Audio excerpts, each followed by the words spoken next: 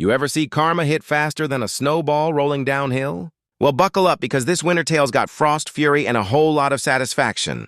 Our neighborhood HOA queen, let's call her Karen of the cul-de-sac, decided Grandpa's holiday snowman violated community standards.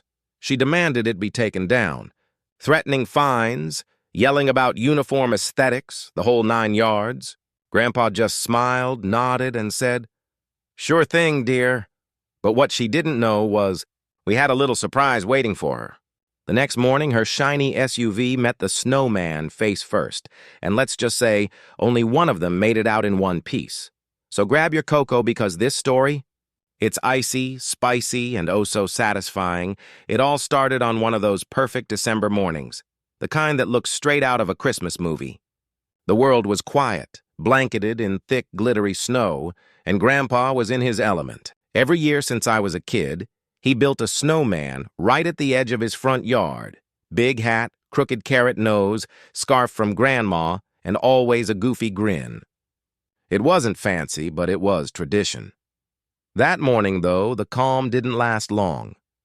Because across the street lived her, the president of the HOA, the self-proclaimed guardian of neighborhood standards. Everyone called her Karen, though her real name was Linda. She was the type who measured your grass with a ruler and complained if your holiday lights weren't symmetrical.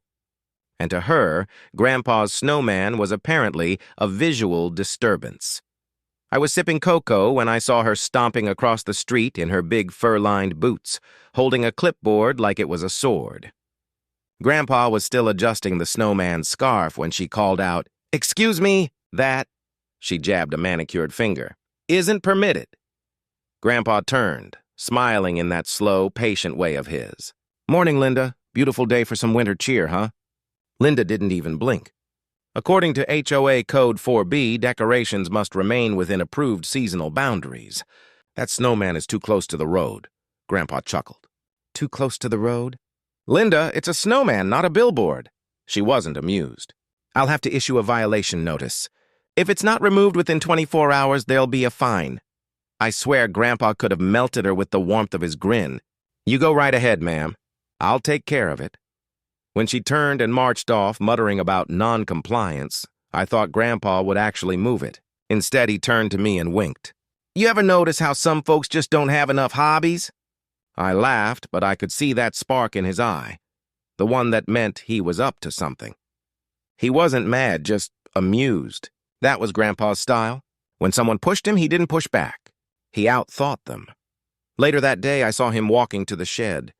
He came out with a couple of old buckets, some scrap wood, and, weirdly enough, a roll of duct tape. Grandpa?" I asked. "You're not actually taking the snowman down, are you?" He gave me that mischievous grin again. "Nope, just giving it a little backbone. I didn't know what he meant until I saw it." Beneath the snowman's cheerful layers, Grandpa built a sturdy wooden frame, solid as a tree trunk. He even packed the base with ice so it wouldn't budge. "If Karen wants to pick a fight with Frosty," he said, patting the snowman's belly, "she better bring more than a clipboard." By sunset, the snowman looked perfectly innocent, just your average jolly pile of snow. But underneath, it was as tough as a frozen boulder. That night, we sat on the porch, sipping hot chocolate and watching the snow drift down. "You really think she'll try something?" I asked. Grandpa smiled without looking away from the street. "Oh, I'd bet my snow shovel on it. Folks like her can't stand not being obeyed." Sure enough, the next morning, her SUV rolled by slowly, like a shark circling prey. She stared at the snowman as if it had personally insulted her. Grandpa gave a polite wave. She didn't wave back. That's when I realized this wasn't over. Not by a long shot, and knowing Grandpa, the fun was just beginning. The next morning started like any other. The smell of Grandpa's coffee filled the kitchen. Bacon was sizzling on the stove, and the world outside was a snow globe of quiet white. But peace doesn't last long when Karen lives across the street. Around 9 a.m., we heard the crunch of boots on ice. Grandpa didn't even need to look up from his crossword. He just sipped his coffee and said, "Incoming." Sure enough, there she was again, HOA clipboard in hand, marching straight toward the snowman like she was leading an invasion. Her fur coat puffed out, her lips pursed tighter than a jar lid, and her expression screamed, "I'm about to ruin your day for fun." Grandpa set his mug down and went outside. I followed, trying not to laugh. "Morning again, Linda," he said with that same calm tone. "Care for a cup of coffee? It might thaw that frown a little." She ignored the offer completely. "I left a notice on your door yesterday," she snapped. "The snowman is still here. That's a violation of HOA policy." Grandpa glanced at the snowman, who stood there grinning like an accomplice. "He's still standing all right. Must have slept through the eviction notice. That nearly made me snort out loud." Karen scowled. "You think this is funny? The HOA exists for a reason, Mr. Turner. We have rules. Rules that everyone must follow." Grandpa nodded thoughtfully. Sure. But remind me, which rule says I can't decorate my own yard in winter?" Her nostrils flared.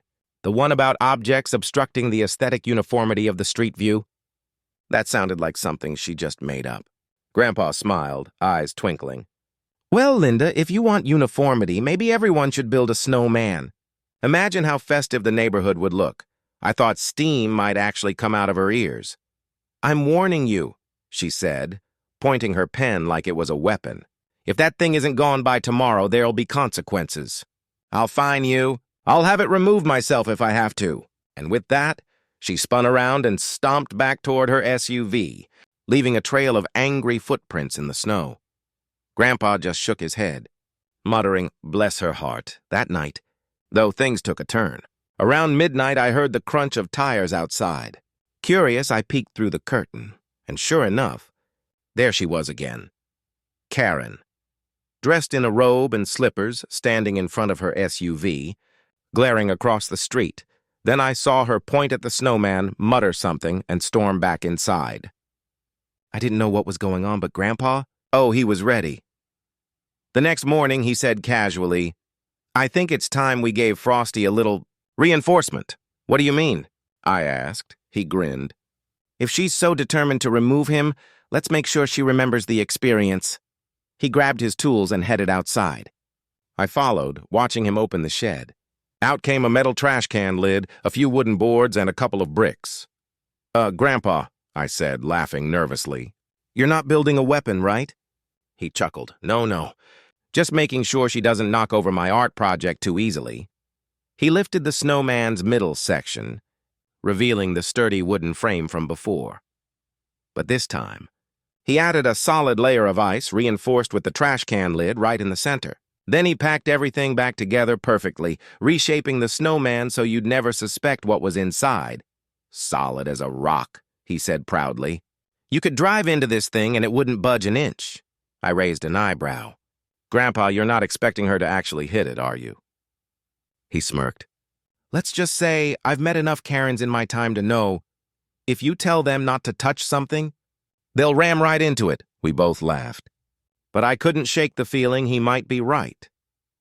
Later that afternoon, I caught Karen glaring at the snowman from her driveway again, muttering to another HOA member. They pointed, frowned, and scribbled notes.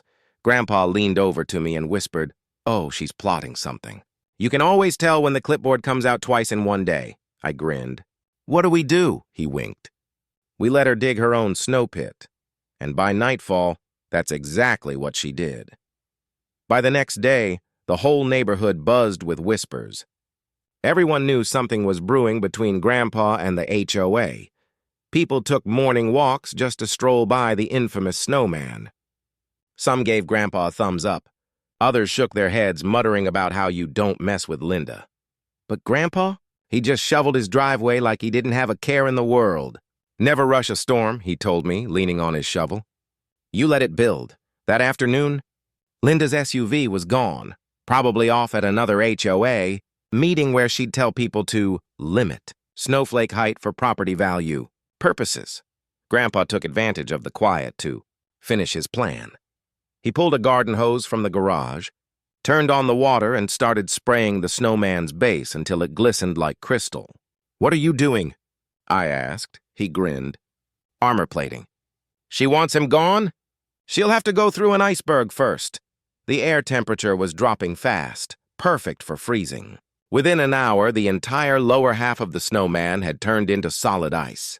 He even built a small, snowy ramp in front of it that looked innocent enough, but was slick as glass. Then came the finishing touch. Grandpa placed a friendly sign next to the snowman that read, "Winter greetings, do not disturb." "That'll do it," he said, brushing his hands off. It was subtle, clever, and a knowing Karen the perfect bait.